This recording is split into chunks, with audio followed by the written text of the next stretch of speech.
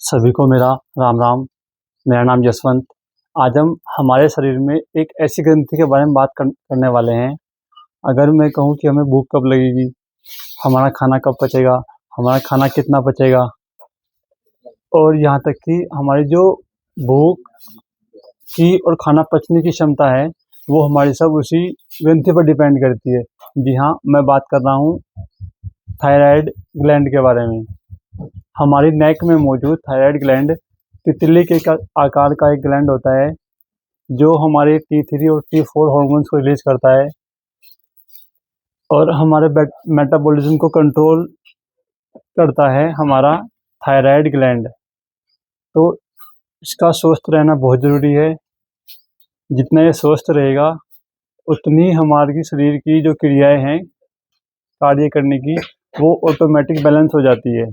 अगर हमारा थायराइड सही है तो हमारे जो और बहुत सारी क्रियाएं ऐसी हैं जो ऑटोमेटिकली बैलेंस हो जाती हैं मात्र थायराइड के सही होने से।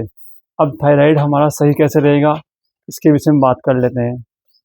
कुछ आसन और प्राणायाम इसके लिए बताए गए हैं शास्त्रों में, जिसको अगर आप करते हो तो आपका थायराइड बैलेंस रहेगा। अगर किसी कारण से बढ़ गया है तो भी वो बैलेंस हो जाएगा। अगर आपका थायराइड बहुत अधिक बढ़ गया, स्वेलिंग गले में आ गई है बहुत ज़्यादा, तो आप इसको ना करें। बाकी अगर आपका थायराइड डिस्टर्ब है तो आप इसको ज़रूर करें, आपको इसमें बहुत लाभ प्राप्त होगा। जी हाँ, मैं बात कर रहा हूँ सर्वांगासन के बारे में।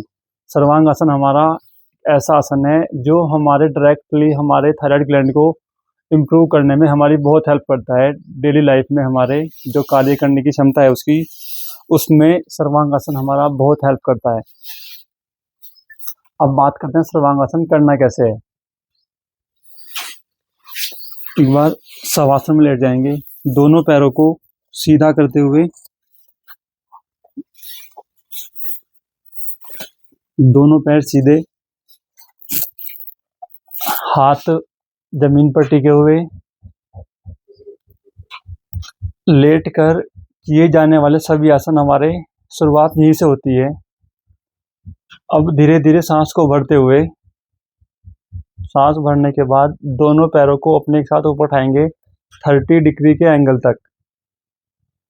30 डिग्री उठाने के बाद इसको फिर हम थोड़ा और ऊपर उठाएंगे 60 डिग्री तक। फिर इसके बाद हम उठाएंगे इसको 90 डिग्री तक। यहाँ पर आके कुछ होल्ड करेंगे। इसके बाद थोड़ा सा हम इसको दोनों पैरों को ऊपर की तरफ ले जाएंगे और पीछे ले जाएंगे पूरा, जितना हो सकता है एक बार के में ही।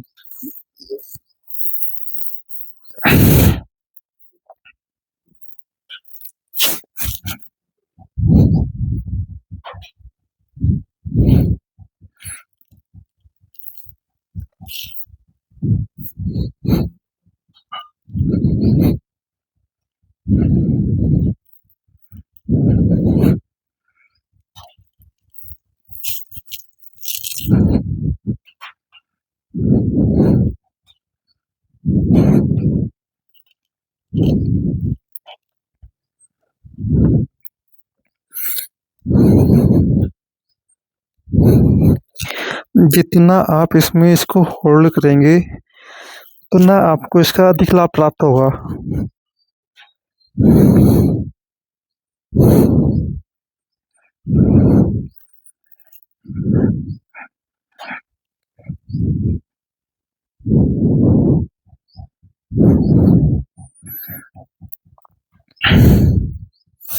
धीरे धीरे से वापस आएंगे, दोनों हाथ को जमीन पर टिकाकर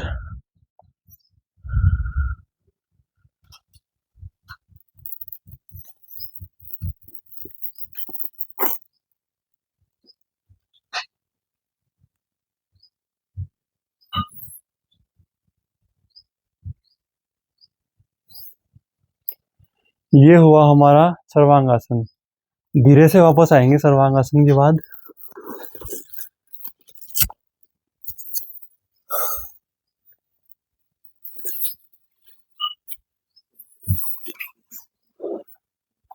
हमारा जो ये सर्वांगासन है, अगर हमारी थायराइड ग्रंथि जिसको हम जिसको हम चूलिका ग्रंथि भी बोलते हैं। अगर हमारा थायराइड सही है तो हमारे शरीर की बहुत सारी क्रियाएं अपने आप ही व्यवस्थित हो जाती हैं। इसीलिए इसका नाम सर्वांगासन रखा गया है शायद। सर्वांगासन मतलब मैक्सिमम अंगों का इससे आसन हो जाते हैं। अगर हमारा थायराइड सही है तो हमारे जो बाकी कार्य करने की क्षमता है बॉडी की, वो अपने आप से व्यवस्थित या फिर सही से काम करती है अगर हमारा थायराइड ग्रंथि सही है। इसीलिए इसका नाम शायद सर्वांगासन रखा गया है। अब बात करते हैं इसमें हमें लाभ कैसे प्राप्त होता है। जो हमारा थायराइड ग्रंथि है, ये हमारी एक डक्टलेस ग्रंथि है। इसका मतलब ये जो रस का निर्माण करती है वो सीधा हमारे ब्लड में मिल जाता है। जितनी भी हमारे बॉडी में डक्टलेस ग्रंथि हैं वो आपस में सभी लिंक होती हैं, और हमारी जो डक्टलेस ग्रंथि है जैसे थायराइड है, उनका स्वास्थ्य उनको ब्लड सप्लाई करने वाली आर्टरी या फिर ओर्टरी पर डिपेंड करता है कि उनको कितना ब्लड सप्लाई हो रहा है।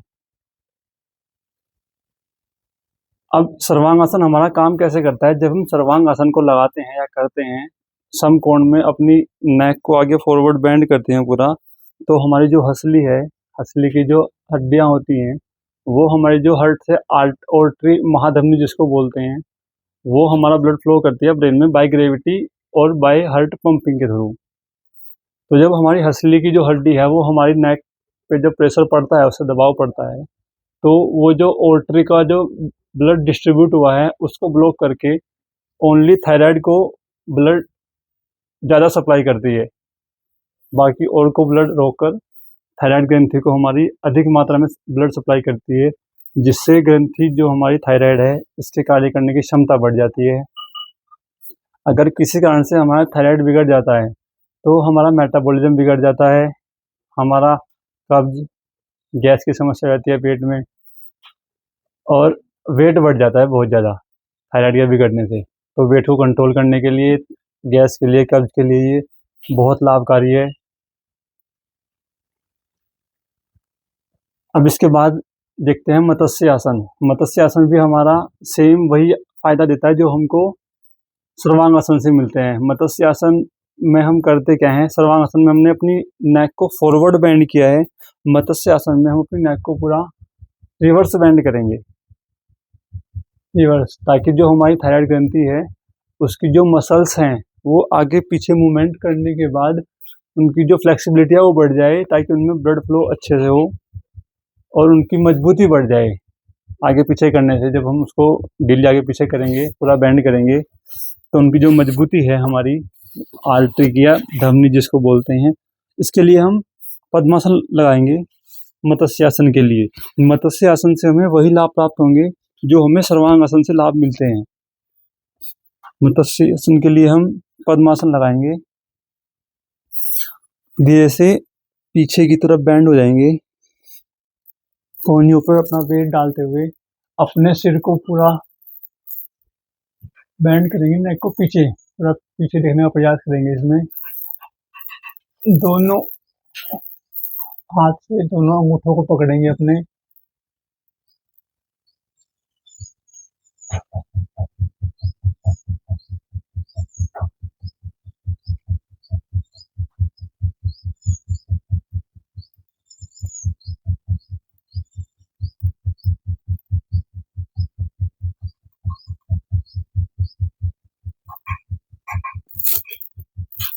धीरे से वापस आएंगे। ये हुआ हमारा मत्स्यासन। मत्स्यासन से भी हमें वही लाभ मिलते हैं जो हमें सर्वांगासन से मिलते हैं। सर्वांगासन का विपरीत आसन है हमारा मत्स्यासन। तो आप सभी सर्वांगासन और मत्स्यासन कीजिए और अपनी जो थायराइड ग्रंथि है उसको सही रखिए। इसकी कुछ सीमाएं हैं, किसके लिए ये नहीं करना है, किसको इससे लाभ प्राप्त नहीं होगा। अगर किसी के गले में थायराइड बहुत अधिक लेवल तक डिस्टर्ब हो चुका है या फिर गले में स्वेलिंग आ चुकी है तो वो इसको ना करें। बाकी किसी को हाई बीपी की समस्या हो वो भी ना करें, बाकी इसको सभी कर सकते हैं। कोई बैक में गंभीर समस्या हो आपकी बैक की, तो भी इसको अवॉइड करें ना करें, बाकी सब करें, आपको बहुत इसमें अच्छा लाभ प्राप्त होगा। आज की बाकी इसमें 2 प्राणायाम और हैं आप कर सकते हैं जो थायराइड के लिए आपको बहुत, अगर आप इतना नहीं कर सकते, जितना हो सकता है उतना करें। हमारा भस्त्रिका प्राणायाम और हमारा अनुलोम-विलोम प्राणायाम भी हमारे थायराइड ग्रंथि के लिए बहुत लाभदायक कारक है। अगर आप थायराइड को अपने मजबूत और स्वस्थ रखना चाहते हैं, तो ये 2 आसन कीजिए और आप साथ में अनुलोम-विलोम प्राणायाम भी कीजिए, जिसका हम ऑलरेडी वीडियो बना चुके हैं। लिंक आपको उसका डिस्क्रिप्शन में मिल जाएगा। एक बार जाके देख लीजिए उसको भी, आपको उससे बहुत लाभ प्राप्त होगा। आज के लिए इतना ही। आशा करता हूँ मेरे द्वारा दी गई जानकारी से आप संतुष्ट होंगे। कोई समस्या हो तो आप कमेंट करके बताइए, हम आपकी समस्या का समाधान करने का प्रयास करेंगे। सभी को मेरा राम राम।